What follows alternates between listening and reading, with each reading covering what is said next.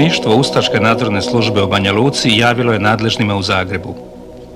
Dana 7. mjeseca 2. 42. jedna satnija druge tjelesne poglavnikove bojne koju je vodio natporučnik Josip Mišlov, a u čijoj pratnji je bio velečasni Tomislav Filipović, župnik na Petričevcu, a sada u Ustaškoj bojni, poduzela je sljedeću akciju. U rudniku Rakovcu pohvatali su radnike grčko-istočne vjere i u neposrednoj blizini rudnika pobili. Iz Rakovca ustaše su otišli u selo Drakulić i redom ubijali muškarce i žene, a i djecu. Pokolj je izvršen i u selu Šargovcu, te broj pobijenih u oba sela iznosi oko 1300 do 1500 osoba.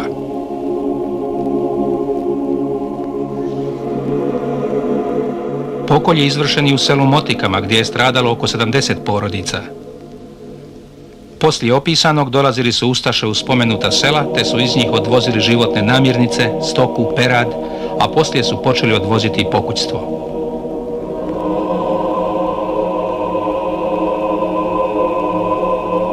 Prema obavještenjima kojima raspolaže ovo povjereništvo, grčko-istočnjaci u spomenutim selima držali su se potpuno mirno i nisu potpomagali četnike.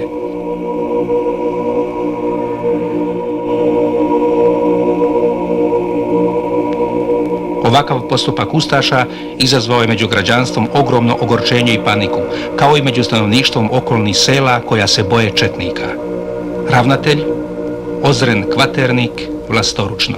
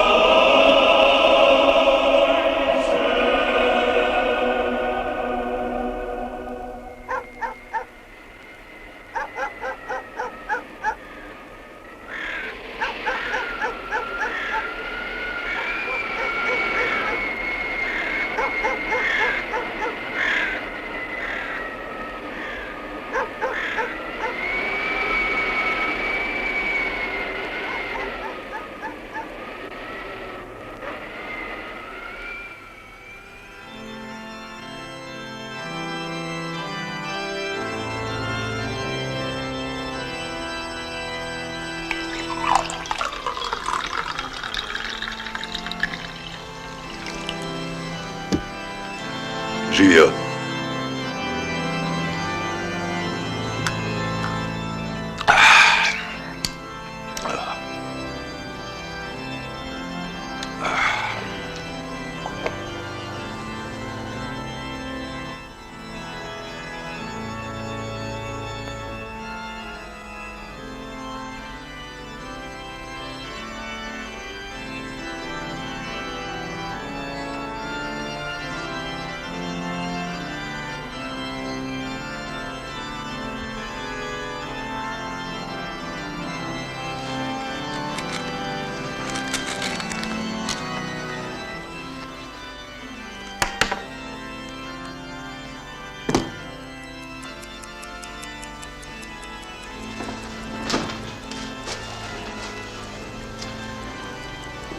Dajem riječ vašem dušobrižniku, gospodine satniče. Izvolite.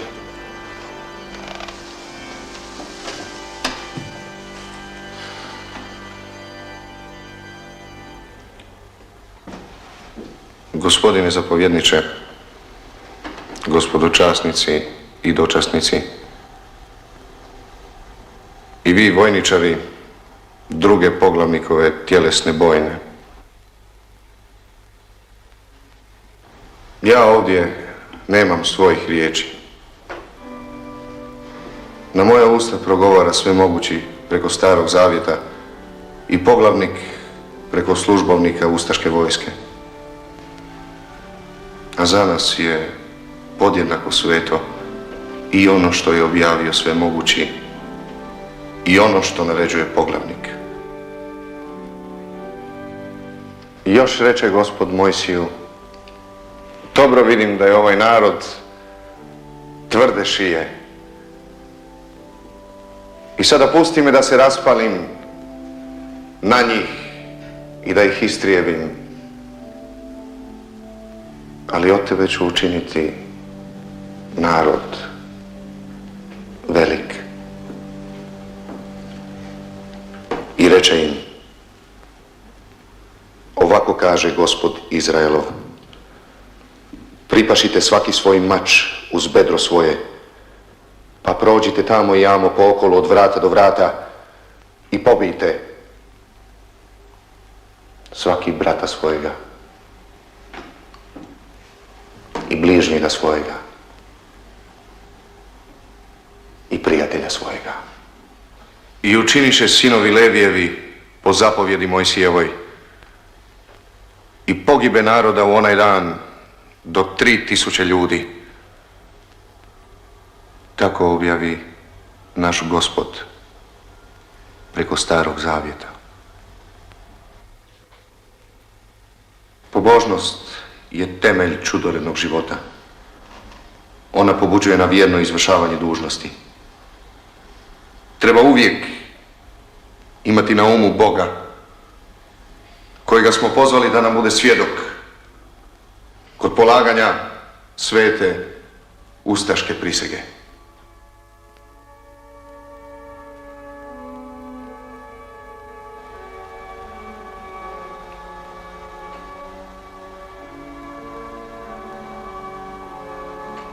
Zaklinjem se Bogom svemogućim i svime što mi je sveto, da ću se držati ustaških načela i pokoravati propisima, te bezuslovno izvršavati sve naloge poglavnika, da ću svaku povjerenu mi tajnu najstrože čuvati i nikome ništa nikada odati. Zaklinjem se da ću sve učiniti što mi poglavnik naloži. Ako se ogriješim ovu zakletu, ima me po ustaškim propisima stići kazna smrti. Tako mi Bog pomogao. Amen.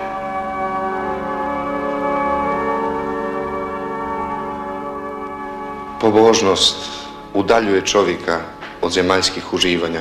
Izvršavanje zapovjedi Božjih nama ustašama je neophodno potrebno za koristan naš rad.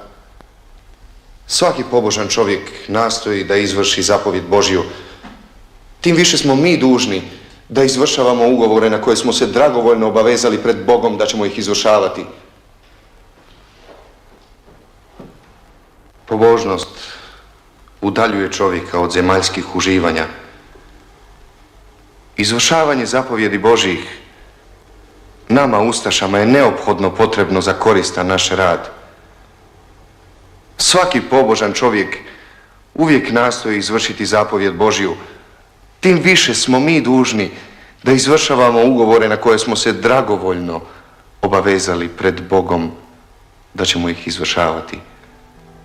Pobožnost nas uvijek podsjeća na prisegu na koju smo se dragovoljno obavezali da ćemo izvršavati točno sve naloge poglavnika.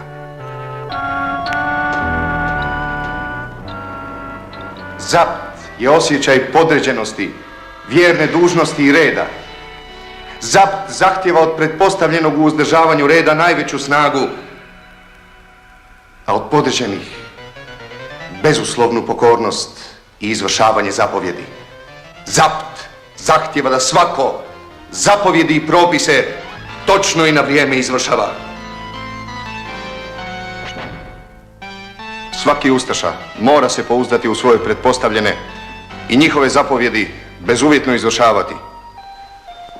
Tko u odlučnim časovima malodušno govori, uskrati poslušnost ili se nastoji izvući iz boja, toga ima svaki njegov pretpostavljeni na mjestu smaknuti. Svaki vojnik, a napose ustaša, mora najstrože čuvati svaku tajnu. Isto tako ne smije iznašati ništa što se u ustaškim redovima govori, sprema i radi. Ne smije nikome u vojno-ustaškim, a najmanje izvan ustaških redova, iznašati ništa. Inače mora i smije saopćiti samo poglavniku, koji ga jedini, ako je to potrebno, može razriješiti šutnje.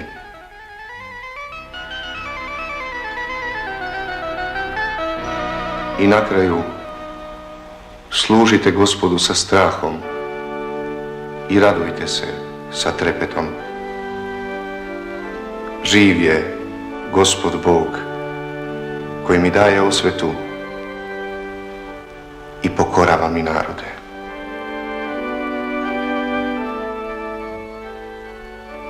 Božja providnost i volja poglavnika namijenili su vama, da, vama, da upravo vi budete gvozdena metla koja će na ovom svetom dijelu naše domovine pomesti Srbe,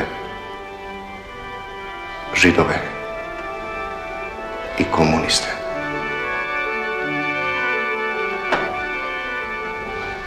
Za poglavnika i dom.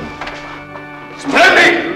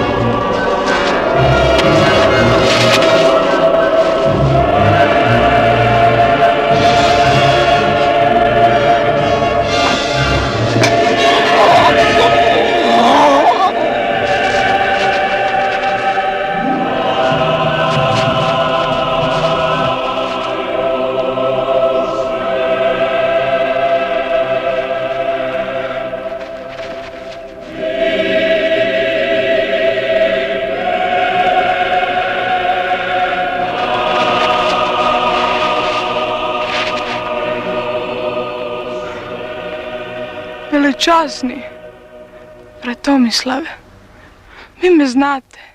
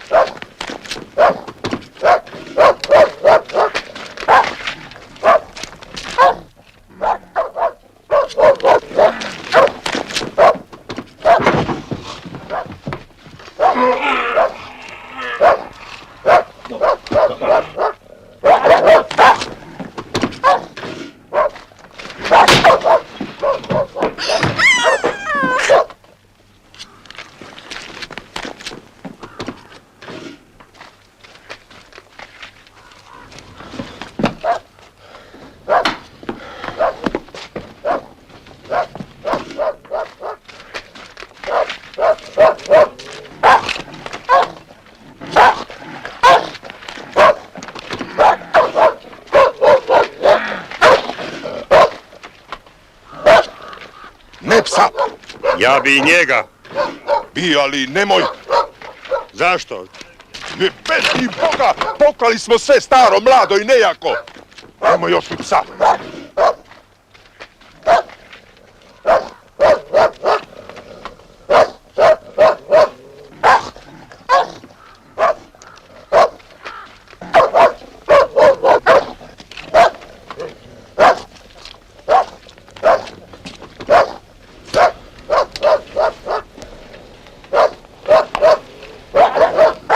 Ne psa.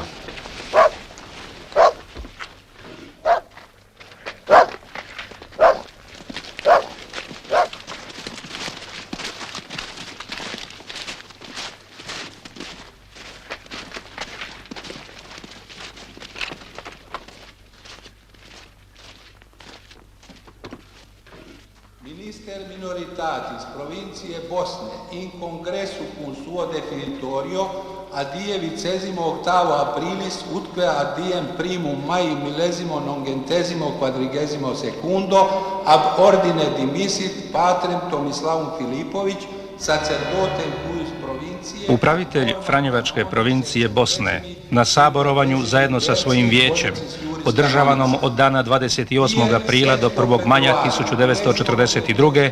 otpustio je iz reda oca Tomislava Filipovića, svećenika iste provincije, na osnovu kanona 653 Kodeksa kanonskog prava. Vitamen licentiam denegari, non obstante hac prohibitione. Dana 6. februara 1942. u 9 sati poslije podne otac Tomislav zatražio je bio od gvardijana dozvolu da ode u grad Banja Luku, koji mu je međutim tu dozvolu uskratio. Bez obzira na tu zabranu, otac Tomislav je ipak otišao u grad Banja Luku, pa je u noći između 6. i 7. februara pratio vojnike nazvane ustanicima, hrvatski ustaše, koji su protiv pravoslavnih sela Drakulić, Motike i Šargovac vodili kaznenu vojnu ekspediciju. U ovom okrutnom pokolju 80 ustaša ubili su jedne noći više od 1600 pravoslavaca, čak i žena i djece, u prisutnosti oca Tomislava Filipovića. Ova sveta kongregacija, nakon zrelog razmišljanja, prosuđujući o razlozima iznesenim u vezi s otpustom oca Tomislava Filipovića, pripadnika Franjevačke provincije Bosne, saslušavši sve zainteresirane, smatrala je da treba odgovoriti onako kako je dalje napisano.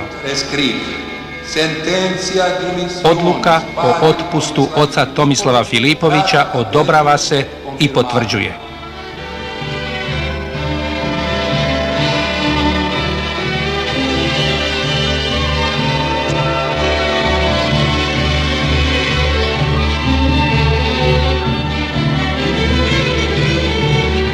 Nakon otpuštanja bio je poslan u Jasenovac i tamo postavljen za zapovjednika pod imenom Majstorović.